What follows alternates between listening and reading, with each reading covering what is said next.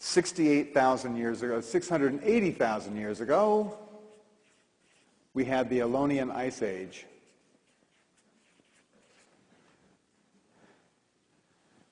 During the fifth night. What is consciousness doing here?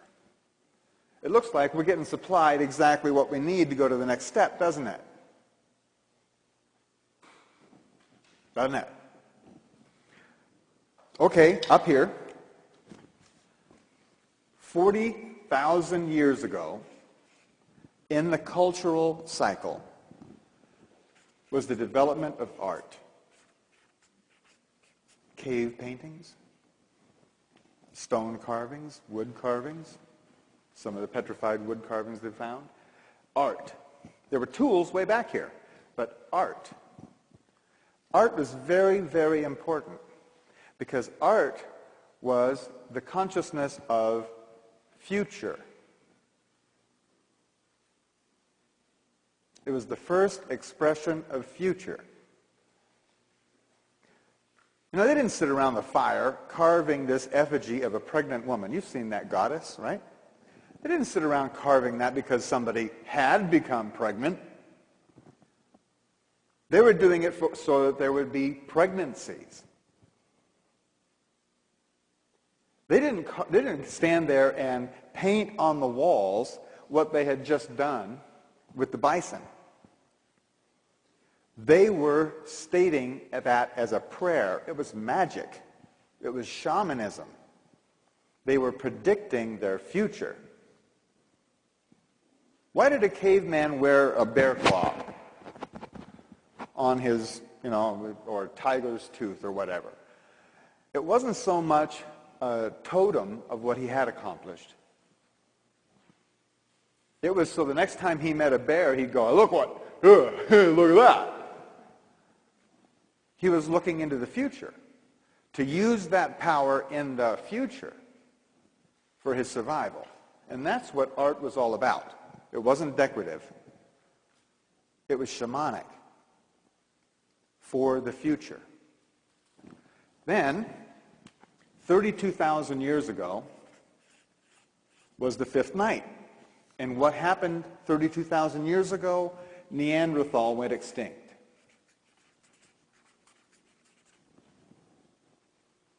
Do you know why Neanderthal went extinct?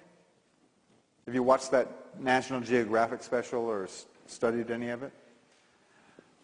Well, the archaeologists finally figured out why they did go extinct. It was very simple. They never changed.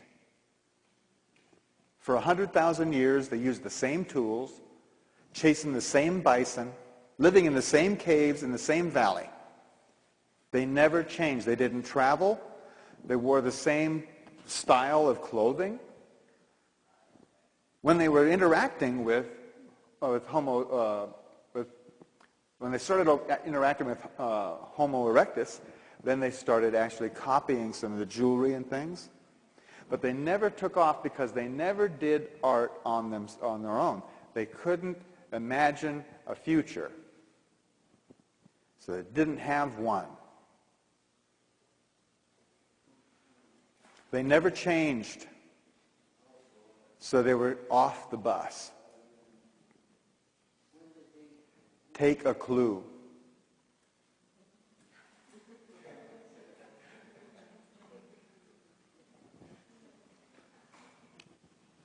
Okay. Back here in the national cycle, this date right here is 40 AD. This line is 40 AD. What was happening 40 AD? Who had just died? Jesus had just a little while before, yeah. But he was here and he had a certain message for everybody. And that message basically was, you're all divine. Every single one of you are the sons and daughters of God. And no one has any business getting in between you and him to do your speaking for you. No king, no priest, no governor, no one has any space between you and God. That was his basic message. And that message, remember these is 397 years, almost 400 years. Here we go. We'll draw it like that. During this period of time, the message of Christ, not him, but his message was spreading out all over the world. That consciousness was being spread over that 400 years. And right here, this time period, the fifth night, was started at 416. Actually, it started 413. In 416, Rome fell.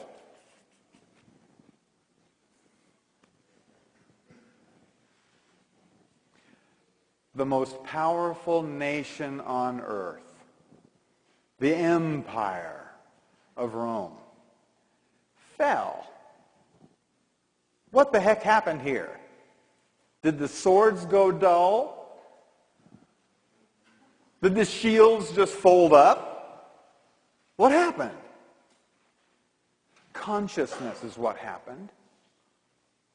The consciousness that Caesar was not a god, nor any of the emperors. That each person had his own voice. And that Rome was, frankly, very far away. So F you, Rome, you know? We're going alone, is what happened. It was individual consciousness that brought that down. It was the recognition of this truth that destroyed that. It was the application of this information that undermined the authority of Rome. Can't happen again, though, could it? Not in our lifetimes. Okay, the power, our planetary cycle. This line right here, the fifth day, is 1913. What happened right then? E equals mc squared. Einstein's work was being published. And the general public and the scientific public were being apprised of this new understanding. Boy, there is the blueprint of our reality. That's a big opening for consciousness, huh? And then 1924, I mean right down the very center of that 20 years, 1924, Mr. Hubble discovered that we live in an infinite universe. Before that, you see, people thought that the Milky Way was all of creation. Mr. Hubble discovered that there are other galaxies and that they are accelerating away from us faster and faster, and that we live in an infinite universe. In an infinite universe, absolutely everything is possible, isn't it?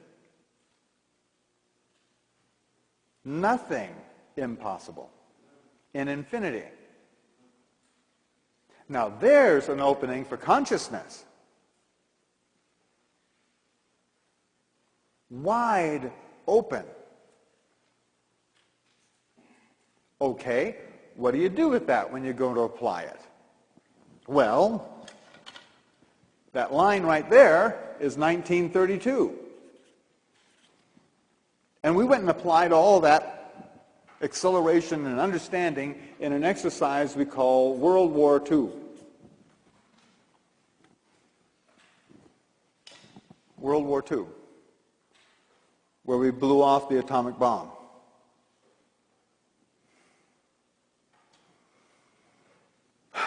And brought upon ourselves the weight of the responsibility that we could be the last.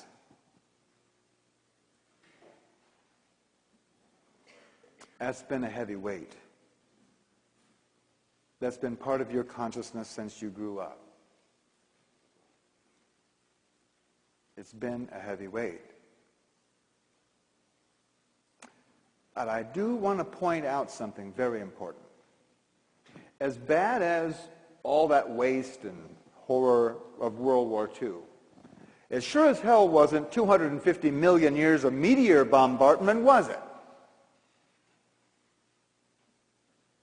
As a matter of fact, in World War II, 97% of all life did not go extinct, did it?